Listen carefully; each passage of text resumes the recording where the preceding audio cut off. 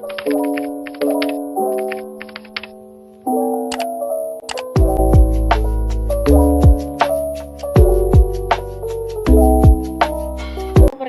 nama saya Naira Wegania Putri, absen 28 dari kelas 12 IPA 3. Perkenalkan, nama saya Nisrina Amelia Riswanto, kelas 12 IPA 3, absen 29. Novendra Atika Fitra Nitari, kelas 12 IPA 3, absen 30. Nama saya Piaga Cahyo Handoko, nomor absen 31. Di sini saya akan menyebutkan unsur-unsur transisi periode keempat. Unsur transisi periode keempat terdiri dari scandium atau Sc, titanium atau Ti, vanadium atau V, kromium atau Cr, mangan atau Mn, besi atau Fe, kobalt atau Co, nikel atau Ni, tembaga atau Cu, seng atau Zn.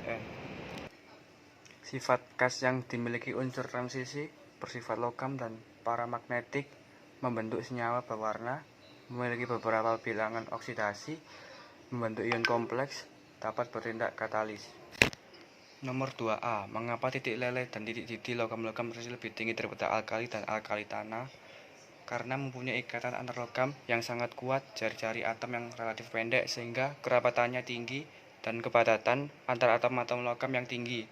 Kerapatan atom logam-logam transisi menunjukkan bahwa logam-logam transisi lebih sulit dirusakkan daripada alkali dan alkali tanah, sehingga titik lele dan titik didihnya lebih kuat. Nomor 2C. Mengapa jari-jari atom unsur transisi lebih pendek daripada jari-jari atom unsur golongan 2A? Karena banyaknya elektron-elektron 3D dari kiri ke kanan menyebabkan elektron-elektron lebih tertarik ke arah inti atom sehingga jari-jari atom unsur transisi lebih pendek. 2E. Densitas unsur-unsur transisi lebih besar daripada unsur golongan 1A dan 2A. Densitas unsur-unsur transisi lebih besar daripada unsur-unsur golongan 1A dan space 2A karena pengaruh besarnya massa atom, kecilnya volume atom, dan kerapatan kristalnya.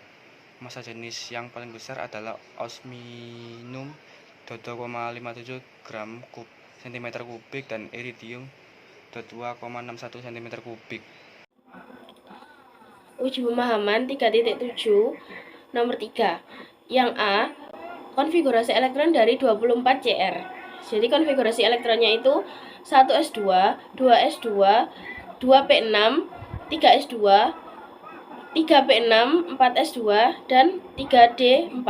Nah, dia itu bisa disingkat jadi AR, 4s1, dan 3d5. Nah, AR itu maksudnya adalah nomor atom 1-18. Jadi kita nggak usah nulis banyak-banyak kayak gitu. Langsung disingkat aja AR, itu artinya 18. Nah, sisanya kan harusnya 4s2 dan 3d4. Nah, nah itu kita pindah jadi 4s1 dan 3d5 karena D ini tadi lebih stabil kalau misal dia itu penuh gitu. Nah, jadi diubah dari 4s2 jadi 4s1 3d5. Lalu yang B ada yang B konfigurasi elektron dari 25 Mn2+. Nah, konfigurasi elektronnya itu 1s2, 2s2, 2p6, 3s2, 3p6, 4s2, dan 3d5. Nah, dia itu kan tadi 25 Mn2+. Nah, jadi atom yang belakang sendiri itu diambil 2. Jadinya 1s2, 2s2, 2p6, 3s2, 3p6, 4s2, dan 3d3. Karena kan tadi 5. Nah, itu diambil 2 jadi tinggal 3. Nah, kita juga bisa singkat jadi AR tadi. Jadinya AR 4S2 3D3. Nah, agar D ini tadi lebih stabil, kita hilangkan S-nya dan jadi AR 3D5. Uji pemahaman 3.7 nomor 4. Carilah ion kompleks, ion pusat, ligan, dan juga nama ligannya. Yang pertama A, ada MgCuCl4. Ion kompleksnya yaitu CuCl4 ion pusatnya Cu2+, ion ligannya Cl-, dan nama ligannya magnesium tetraklorokuprat 2. Nah, duanya ini didapat dari bilox MgCuCl4-nya tadi. Nah, lalu yang C ada KCOCl4NH3 2. Ion kompleksnya yaitu COCl4NH3 2. Ion pusatnya CO2+, ligannya NH3 dan juga Cl-, dan namanya adalah diamin tetraklorokobaltat 3. Tiganya ini sama kayak tadi, kita cari dari biloxnya KCOCl4NH3 2 kali. Nah, hasilnya itu akan jadi 3. Terus yang ketiga, yang E, itu K3FeCN6. Ion kompleksnya itu ada FeCN6, ion pusatnya itu Fe3+, dan ligannya itu ada Cn-. Nah, ini tuh namanya kalium heksacyanoferat 3. Tiganya ini kita dapat dari bilox K3FeCN6 ini tadi. Yang pertama adalah soal uji pemahaman 3.7 nomor 4G. Pada soal ada K3CO NO2 6. Pertama kita tentukan dulu ion kompleksnya. Ion kompleksnya di sini CO NO2 6 3-. Lalu ion pusatnya CO3+ dan ligannya NO2-.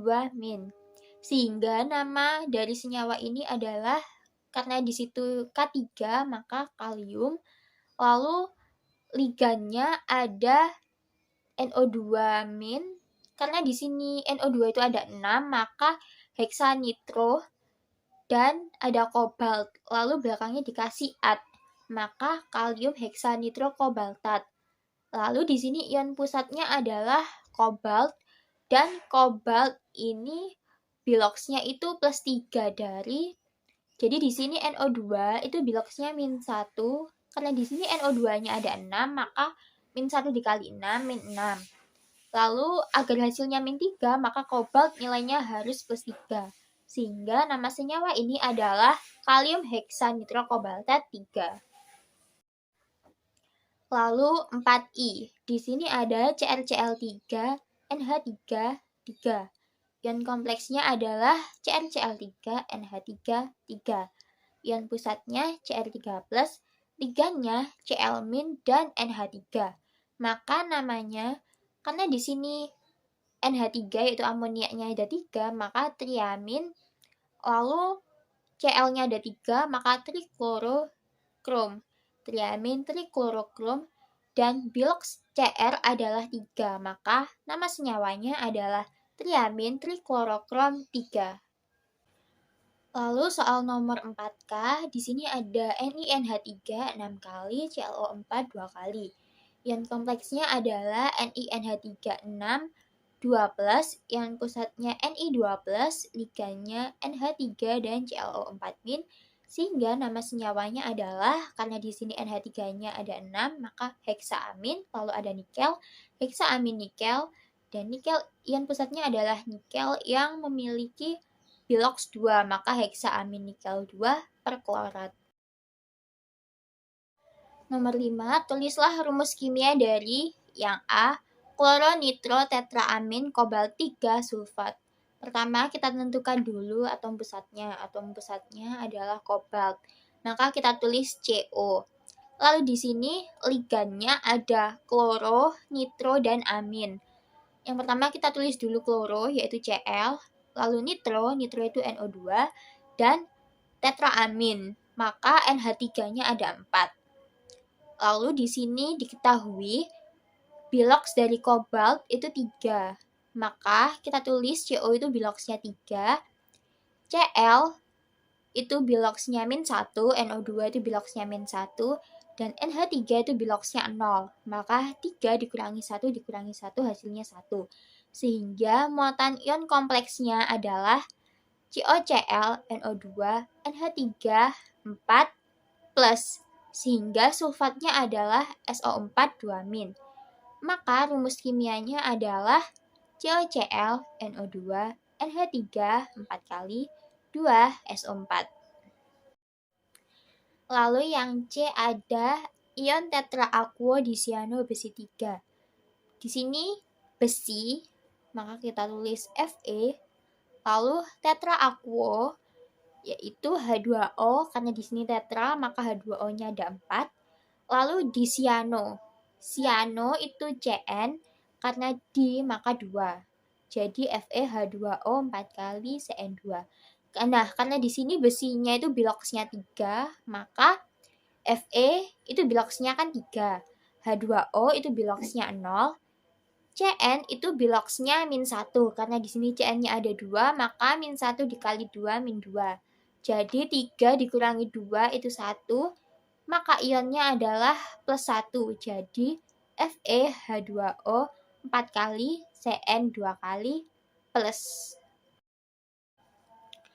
Uji pemahaman 3.8 nomor 1A. Sebutkan kegunaan unsur-unsur alkali. Jadi contoh-contoh unsur alkali itu di sini ada NaOCl yang berguna untuk di bidang industri sebagai zat pengelantang kain. Lalu ada Na-glutamat untuk penyedap makanan, Na-benzoat untuk pengawet makanan dalam kaleng, NaNO2, NaNO3 itu untuk pupuk dan bahan pembuatan nitrat. Lalu ada KBr untuk obat penenang saraf dan pembuat plat fotografi. Lalu ada Ki untuk obat pembersih darah. Lalu K2 Cr2O7 sebagai zat pengoksidasi dan Li2CO3 sebagai bahan pembuatan gelas dan keramik. Aluminium merupakan logam yang kuat, ringan, dan tahan korosi, sehingga banyak digunakan untuk peralatan rumah tangga dan pelapis kemasan makanan ringan. Saya akan memberikan 3 contoh kegunaan dari senyawa aluminium. Yang pertama, ada aluminium Ai2O3. Kegunaannya adalah untuk pembuatan pasta gigi, industri keramik, dan industri gelas. Yang kedua, ada tawas KAiSO4 2 kali 12H2O.